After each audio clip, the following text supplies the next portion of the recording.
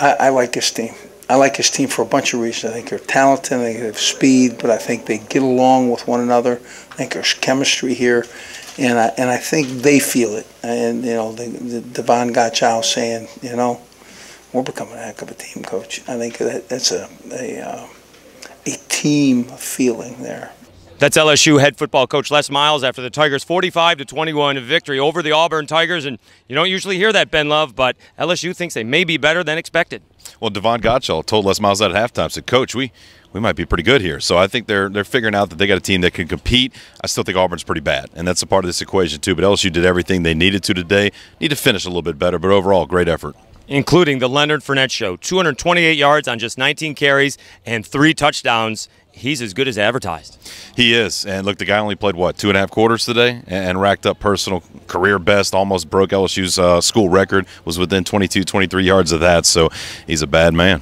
Coach Les Miles brought it to my attention. They put his comments on my locker after we got out of our team meeting, and everybody was reading it. You know, everybody, they was mad about it, you know, because they know how I am. They practice with me every day, and we just have to come out and get this W. Was that in your mind? Nah, not really, man. I just wanted to win. So you weren't looking for him on the field? Oh, I was looking for him. You know, but at the end of the day, man, we came out with a W, and that's all that's count. He sure likes playing, and I'm telling you, he did some things today that I said, wow. He took one of their tacklers and threw the tackler into another tackler, and came out the other end.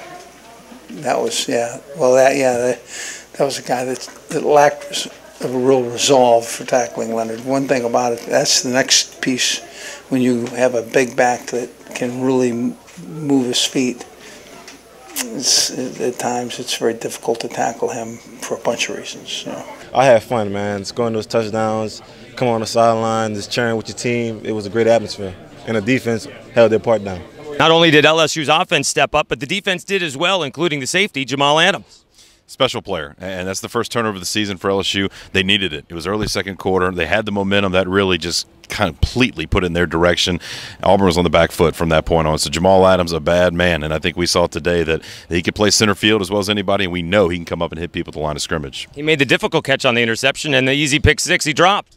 That's football, right? That's football. I definitely I wanted to bait him. I seen what type of personnel they was in, and I knew they were going to try to get the ball to one. So I showed, you know, going to the middle, but I definitely rolled back over and helped Tolliver and made a huge play.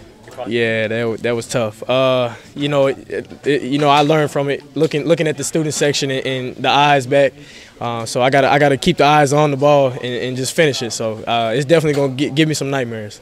Defensively, I think the front stifled Auburn to start, and you know, I think we're a very fast defense. I think you can see the guys coming out of the secondary or out of the linebacker level into the quarterback.